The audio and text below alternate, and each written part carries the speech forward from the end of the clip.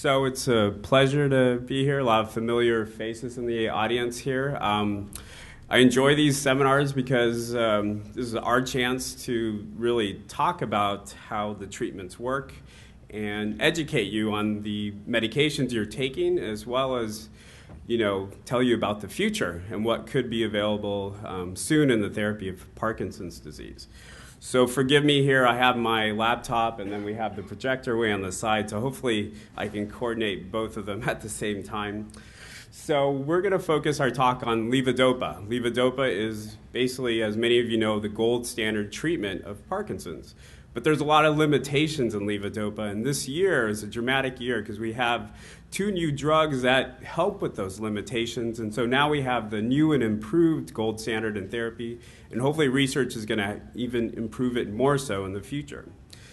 So let's see if this works here. Yeah, so starting with the basics here, Parkinson's disease is a disorder of the basal ganglia. It's a part of the brain that controls movement. And so the basal ganglia requires dopamine to function, to connect the connections. And if there isn't sufficient dopamine, we develop symptoms of slowness of movement, as we call bradykinesia. We also develop rigidity. It's a stiffness that the doctor will feel in your extremities. And then the classic rest tremor. And with these 3 symptoms, we're able to diagnose Parkinson's disease. And these are the 3 cardinal symptoms of PD.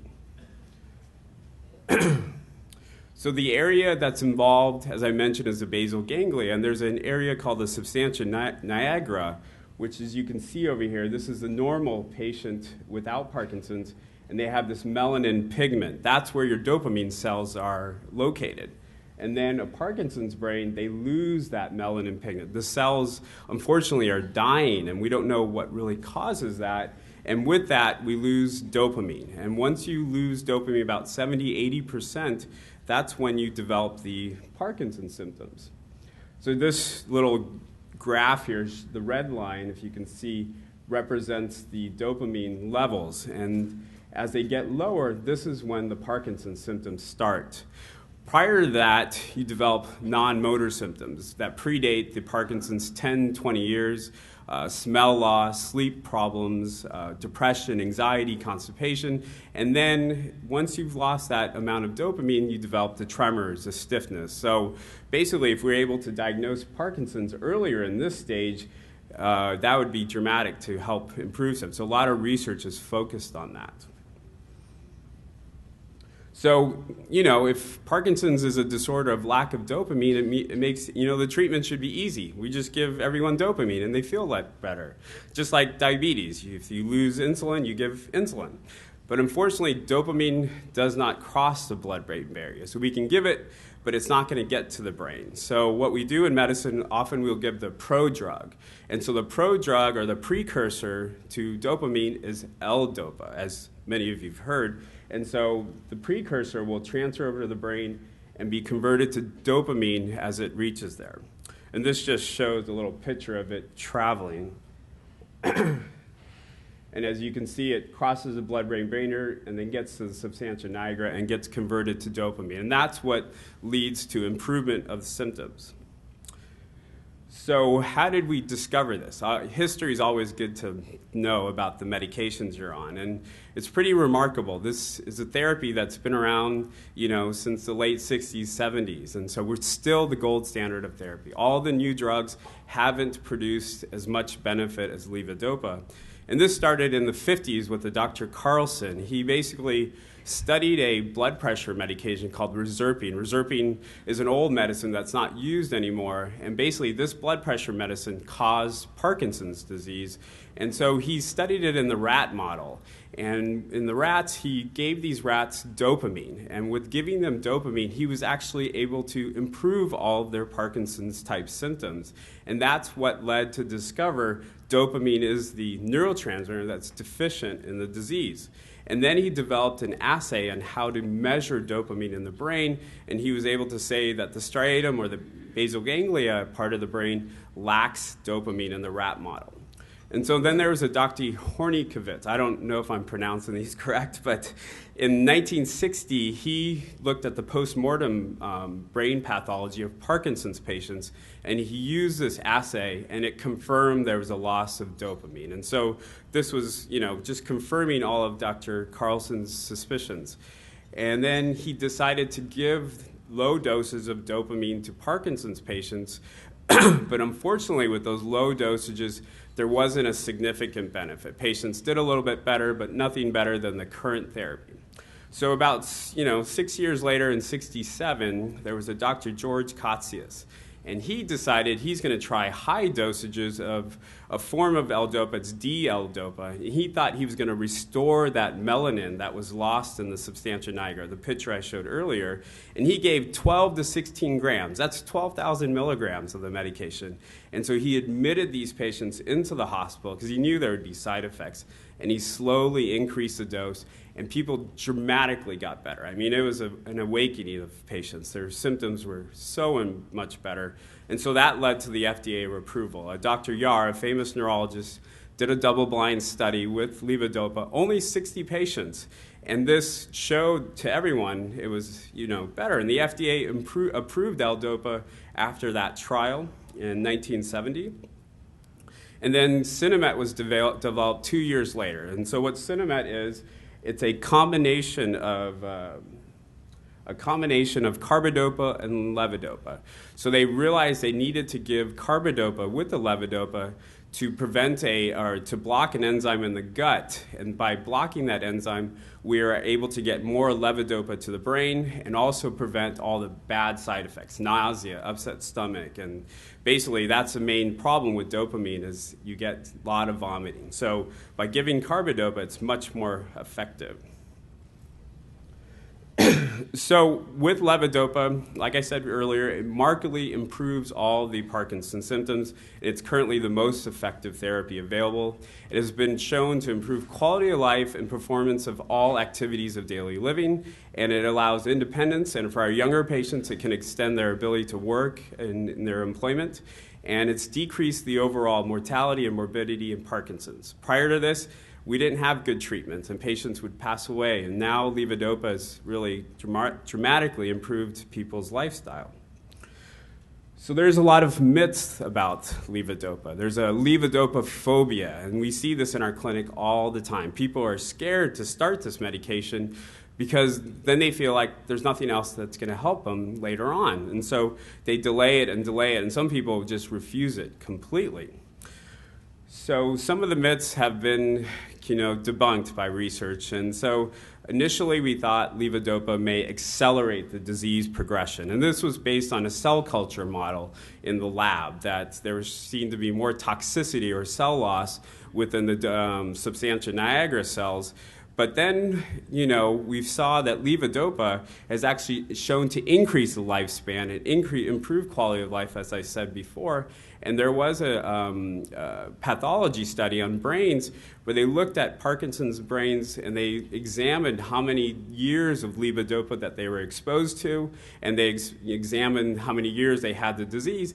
And the dose of levodopa did not correlate to the progression, meaning basically, it was all related to how many years you had the Parkinson's, not the actual drug and how much you progressed. And so this has shown that this is not reality. Often the cell model or the animal model doesn't correlate to the human model. And then one other myth, the Sinemet, after 5 years, you're done. Doesn't work. Good luck. But that's not true at all either. I mean, basically what happens with the Sinemet, it works for decades. It's just, as time goes on, your brain produces less dopamine, and so you're more reliant on the medication, so we have to give it more frequently. And so you develop these complications maybe every about 5 to 10 years of therapy. And then, unfortunately, as the Parkinson's disease progresses, where you have more balance problems, symptoms of dementia, those symptoms don't respond to L-DOPA. And so that's why people feel like it no longer works, is because they feel worse. But that's actually the disease is progressing, because the L-DOPA doesn't help slow the progression overall. And then lastly is one of the things that most patients are scared of is the dyskinesias. Dyskinesias are the abnormal dance-like movements. People have seen Michael J. Fox on TV, he's kind of dancing around, and so this is induced by the medication, the Sinemet. So Sinemet does increase the incidence of the dyskinesias, but the issue is most patients would rather be dyskinetic than slow and not moving. And the other thing is all the other medications that we have to use, their side effects are worse than Sinemet. They make you sleep all day. They can have a lot of nausea, compulsive disorders, shopping, gambling, and really in elderly patients, we try to avoid those medications. So those side effects are actually worse than what Sinemet provides. And really the risk of dyskinesias is dose related. So if you begin slowly, increase the dose slowly instead of pushing it right up right away, you won't see the dyskinesias early on. It's usually above 400 milligrams is where you get more of the dyskinesias. So moving on, it's most effective drug, but there's a lot of limitations to Sinemet. And so it's the gold standard, but it's not the ideal gold standard. And the main thing is the half-life of Sinemet is very short, only 90 minutes. And then it's, you're on to your next dose. And so the duration of action is only 3 to 4 hours. Patients, typically start 3 times a day, but it goes to 4, 5, 6. Some of my patients are taking it every 2 hours of the day. And then you get the complications because the drugs wear off, and that's because of the short half-life, the progression of the disease, basically. And so you have to battle, the time clock, because you're always taking this medication as the disease advances. And then lastly, I mentioned that dyskinesias occur usually after 5 years. We see more dyskinesias in our younger patients versus someone who's older, after the age of 70 to develop the dyskinesias. So here's a little graph of kind of showing the yo-yo effect. And as you can see in the graph, basically up and down. And basically what we define as our on period is when we feel our best, when we're moving, we're doing good. And then our off period is when our meds, wear off and we can't move as well, we have more tremors. And then at the peak dose of the Sinemet of the on period, you get dyskinesias. And so as you can see in the graph, it's kind of your whole days up and down, up and down. And the blue area is where you're doing well. And so there's a short area where the Parkinson's patients are doing well, with on system without dyskinesias. And that's kind of the yo-yoing that goes on with the medication when you develop the complications. So 45 years later, we come to 2015. And I think Back to the Future, Michael J. Fox, they were talking about 2015 as being the future. We don't have hoverboards, but we have 2 new forms of Sinemet. We have Rytary and Duopa. And so Rytary is approved on January 8th. And basically, this is an extended release formulation of levodopa, and it's in a capsule, so it lasts longer. And it's been approved for early and later stages of Parkinson's. And then we have Duopa, which was approved 4 days later on the 12th. And basically, it's a suspension that's put through a feeding or a PEG-J tube into the small intestine. And this is obviously for more advanced patients of Parkinson's disease. And so Duopa has actually been in Europe under another name, Duodopa, for many years. So this is just new to the US, but the Europeans have been using it longer. So first on the Rytary, why this is so novel is because they basically put the Sinemet in a capsule and they use different absorbing beads. And so the beads are either a quick release bead where it works right away and an extended release bead where it takes longer to take an effect, so it lasts longer. And you can see in this chart here, unfortunately I can't get a good look at it, but it jumps up really quickly in the concentration, and then it can potentially last up to 8 hours. So basically it's dosed 3 times a day versus 4, 5, 6 times a day. But often our patients need it more than 3, maybe 4 or 5 times a day. And by maintaining this concentration, you're not living so much on a clock. I mean, changing your dosing from even just 5 times a day, 3 times a day means a big difference to a lot of people.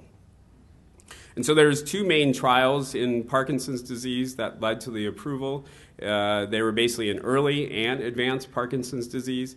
The the APEX study and the ADVANCE study, and they basically compared the Rytary to regular Sinemet. And by doing that, there was a reduction in off time. So the time period that you feel slow and you have tremors by 2.2 hours. And then there was an increase in on time where you're moving well without worsening the dyskinesias by 1.8 hours overall. So it was almost double the time that was seen with the oral levodopa. And then there was another trial called the ASCEND trial. And this compared Sinemet to Stalevo. Stalevo is another combination medication that contains Comtan. Comtan makes the Sinemet last longer. And so this is thought to be used typically for people with wear-off problems. But this is also dosed 5-6 times a day. And so they compared the two, and there was an improvement in on time, or a reduction in off time by 1.5 hours. And the Stalevo patients took the meds about 5.5 times a day, where Rytary only took it 3.5 times a day. So here's a few graphs here showing the comparison here. As I said before, there was 2.2 less hours in off time compared to the regular, 2 times more. And then with the on time, an increase of 1.8 hours. So definitely 2 times more. And so some of the conversions that we're doing with this medication, because we're converting a lot of patients to Rytary from oral levodopa, or I keep saying oral levo, I mean Sinemet. And as you can see, it may be difficult to see the dosages from the audience, but there's a higher dose with the Rytary. And the reason there's a higher dose because it's lasting longer, so we have to give a little bit more Rytary. And then secondly, the bioavailability is less. It's about 70% that goes to the brain, so we have to give a little extra. This conversion charge, obviously patients aren't a conversion table, so you have to alter these dosages in everyone. And so basically our experience, we've had to work with, juggling the dose, but once you get the right dose, people do tend to do better. What we've learned is, it's very important to avoid protein with the medication. This goes with the Sinemet too. You should take the Rytary about 1 hour before you eat any protein or 2 hours after. And that's because protein and Sinemet or levodopa, they compete for the absorption in the small intestine. So if you take it at the same time, you're not going to get the full dose. And what we found in the conversion table, a lot of patients are underdosed initially with the conversion. So you may need a higher dose overall than what initially is given to you. So really you should communicate with your doctor that, I feel worse, what should I do? Because they may need to bump it up a little bit. And it's underdosed on purpose to avoid side effects. And usually in the clinical trials, most patients need 1.5 or 2 times more of the Rytary compared to Sinemet. And that again was because of the bioavailability being 70%. And then what we found, it may take 4 or 6 weeks to get to that right dose. So you have to be patient, work with your doctor. So don't expect, right away you'll be better. But once you get that right dose, things do improve. So you just have to be patient. So then moving on, we're going to talk about the Duopa. This is the suspension, basically the intestinal infusion of the dopamine. I actually haven't had any patients yet, and I think it's not because it's not a good therapy. I think it's mainly because the 2 drugs came out at the same time, and so everyone wants to try Rytary first before they do anything invasive. If this would have came out a couple years ago, it would be a little different. So my experience is limited. Maybe others on the panel may have some more experience.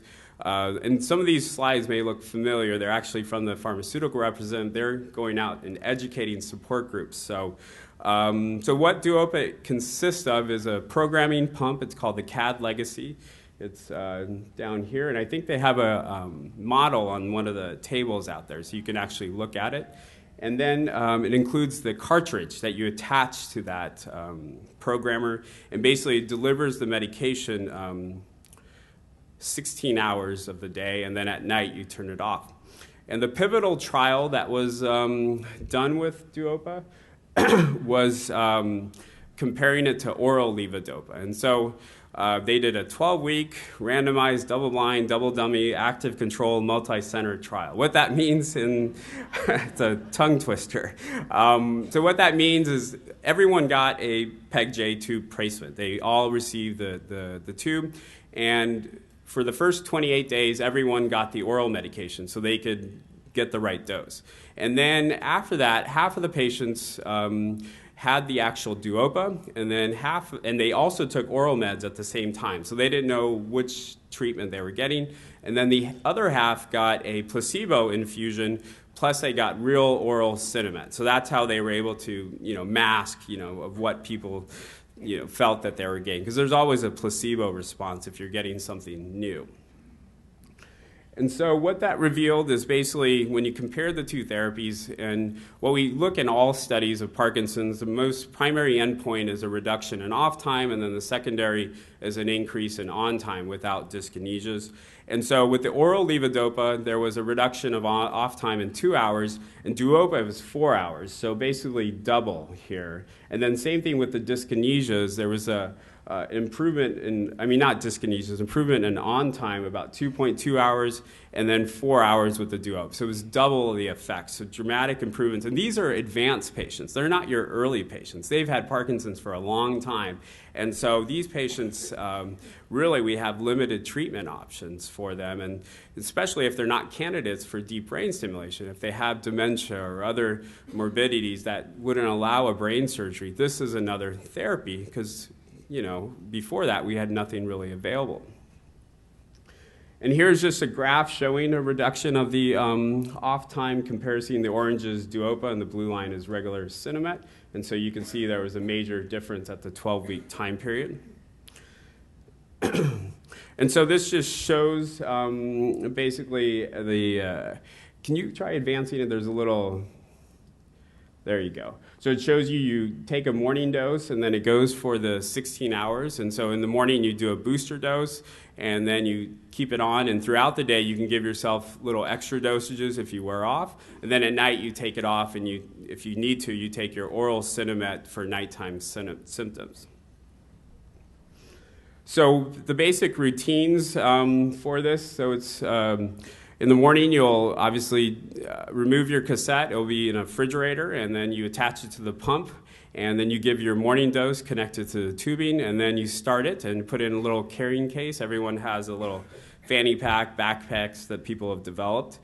And then in the evening, basically same type of thing. You remove it, disconnect the tubing, and remove the cassette. So you have a new cassette every day. And so basically the company will supply you with everything. And there's, I think, nurses that come out to educate you. So basically they do have a good support system.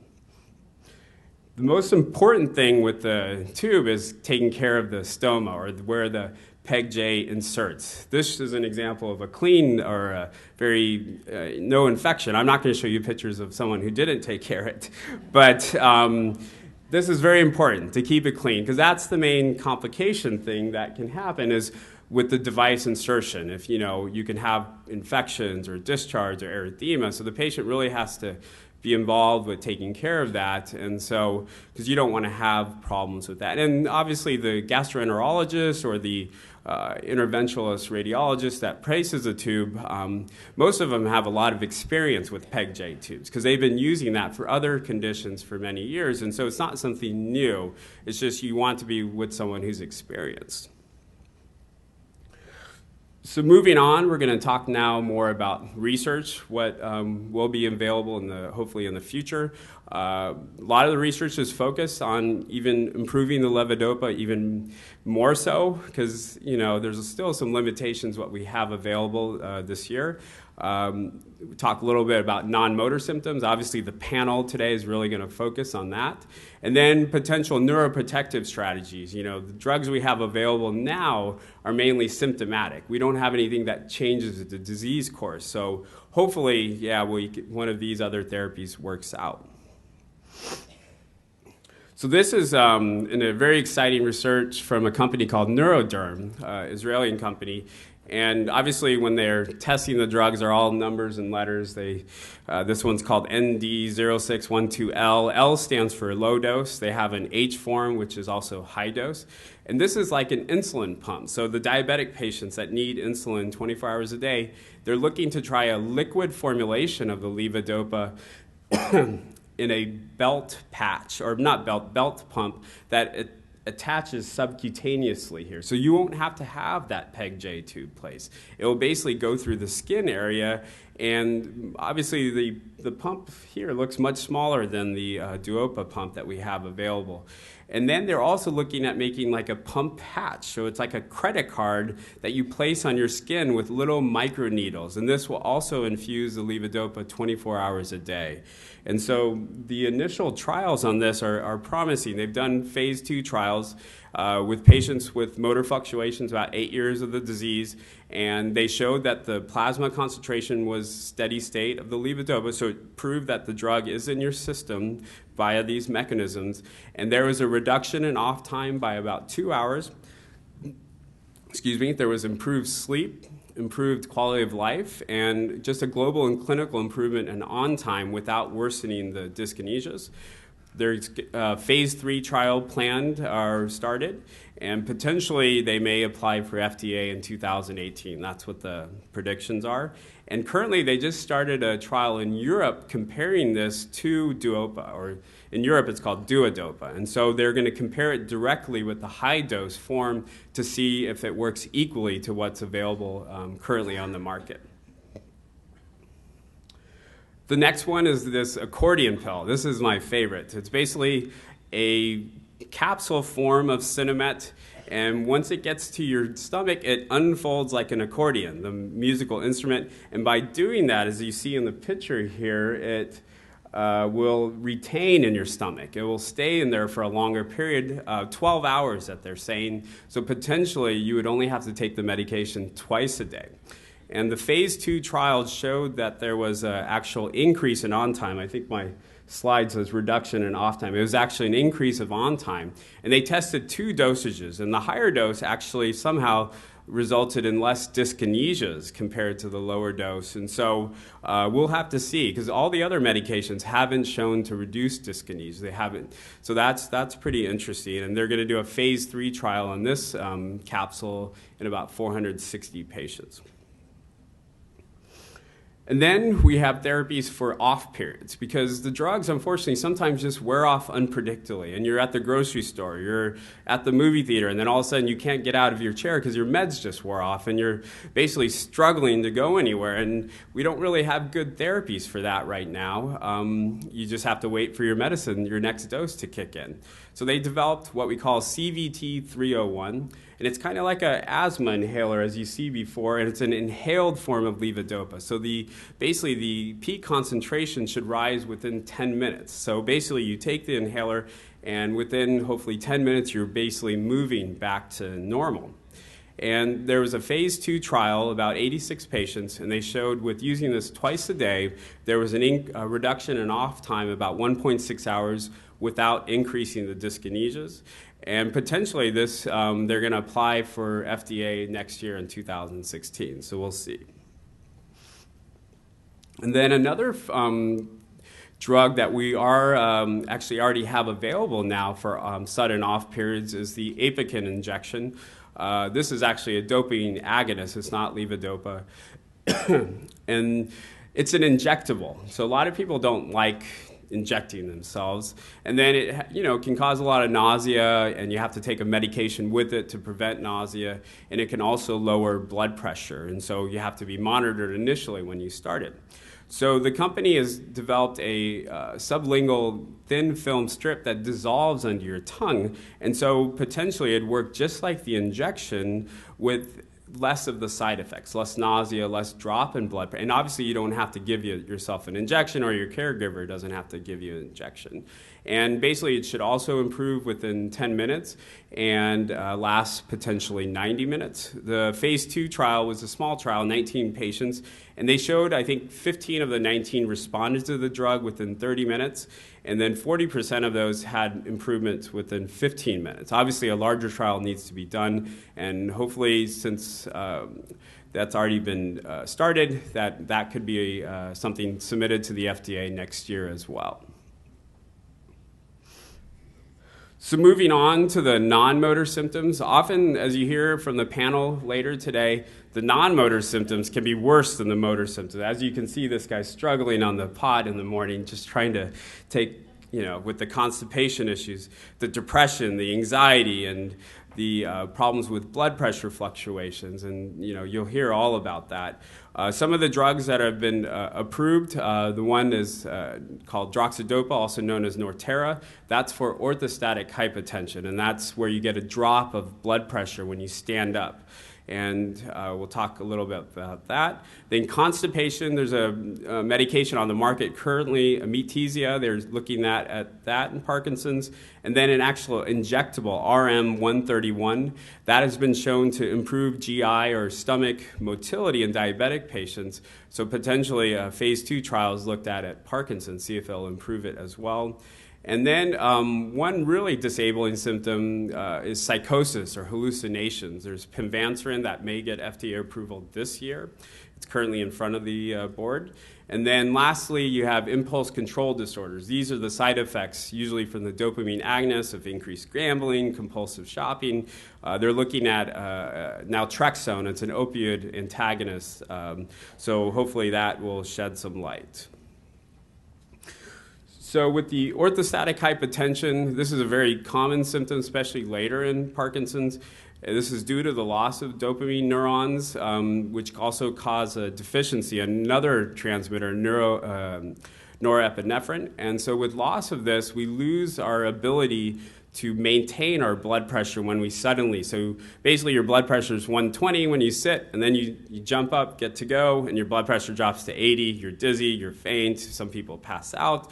And so they developed droxidopa, which is the precursor, again, a prodrug to the norepinephrine. And Nortera was approved by the FDA in 2014. And the studies reveal a rapid improvement in symptoms within a week. There was less dizziness, less falls, and an improvement of blood pressure. And so this is a very effective medication. And so it is currently available. If the current meds aren't working, this could be tried.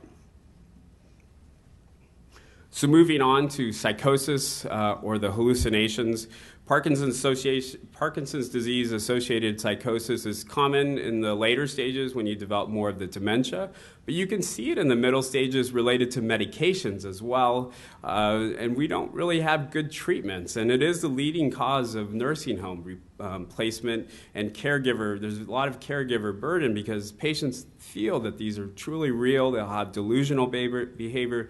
Think people are in their house, they're doing things that are very bizarre.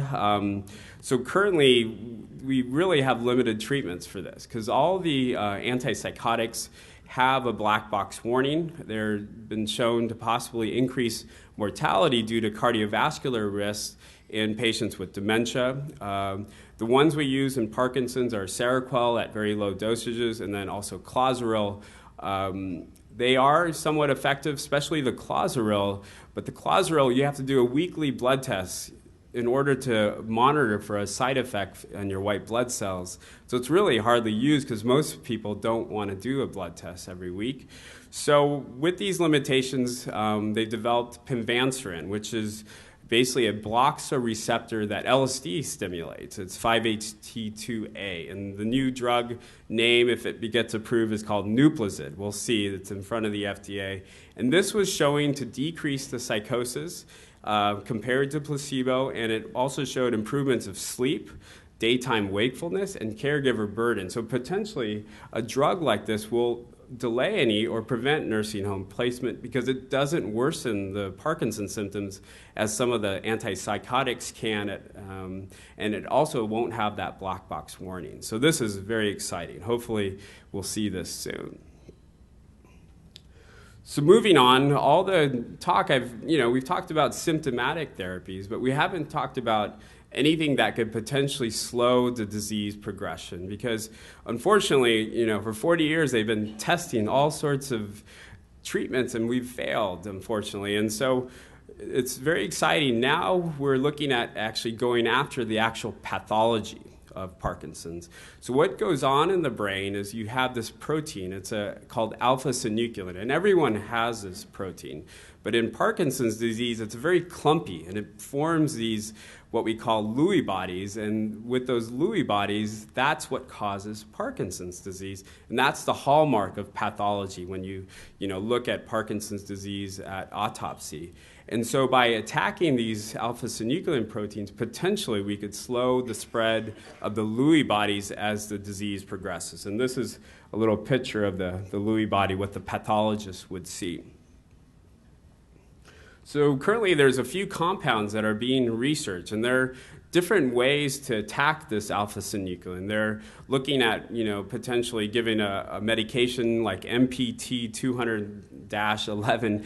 The company, I think, is Neuropore that's doing that, and that will actually attack the alpha-synuclein itself to see if that can, prevent it from forming Lewy. So it hopefully prevents the clumping overall.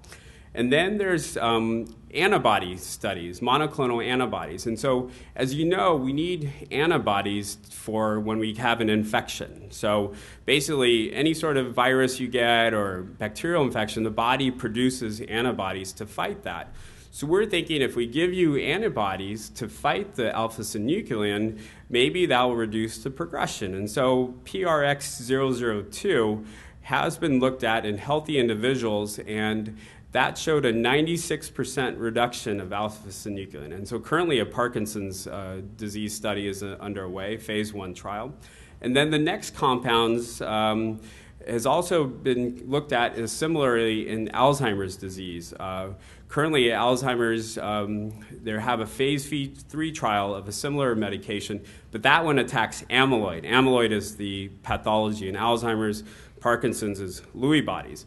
So this form attacks the alpha-synuclein by getting an IV infusion of the antibody, and so far they're also in a phase 1 study. So it's very early, but the research in Alzheimer's is promising. So hopefully it works out with Parkinson's disease. And then lastly is a very novel, like a vaccine. Everyone gets their flu vaccine every year, and basically they give you a similar version of the flu. That's why people get sick. So basically they're going to give you a fake alpha-synuclein, and it's been tested in healthy volunteers.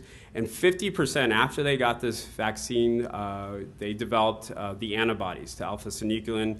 And so a phase 2 trial is planned. So this is very exciting because for the first time we're actually going after the pathology.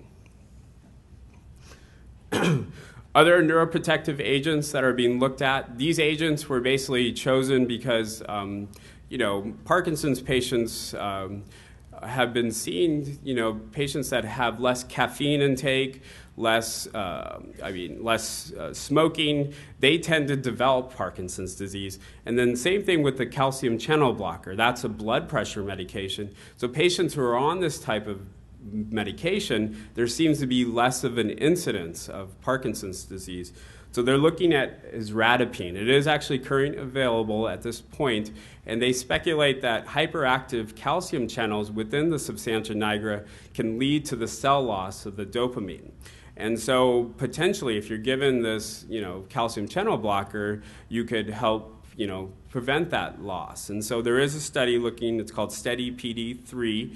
It's a phase 3 trial. They've already done the phase 2, so it's been shown to be safe in Parkinson's disease, and they're going to see if it has any disease-modifying effect.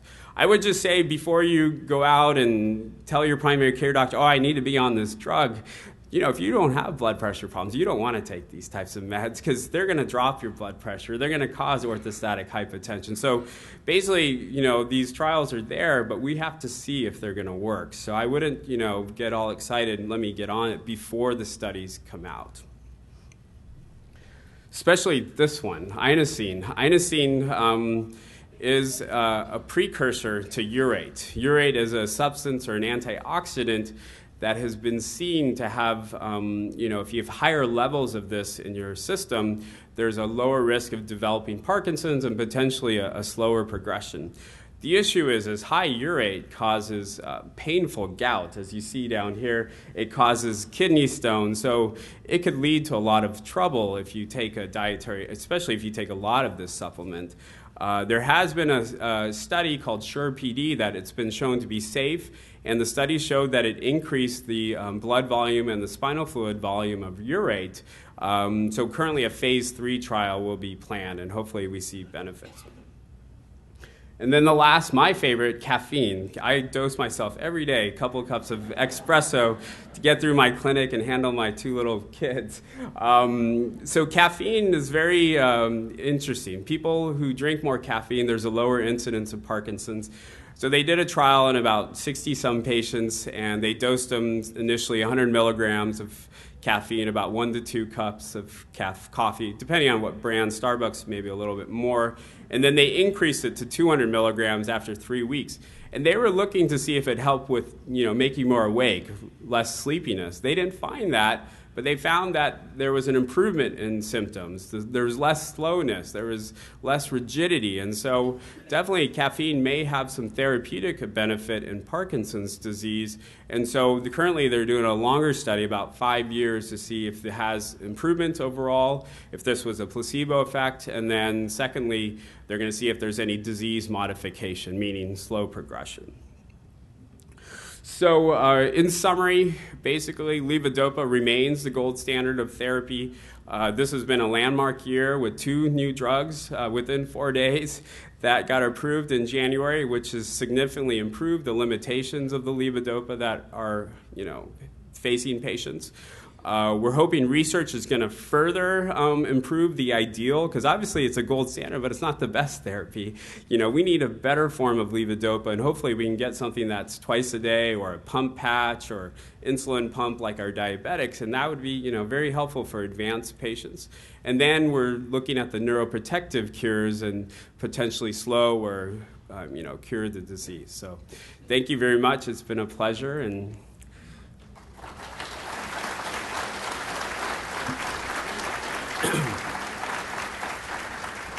if there's any questions, there's a great panel in a few hours that can answer all your questions. They know everything. So thank you. Okay. Thank you.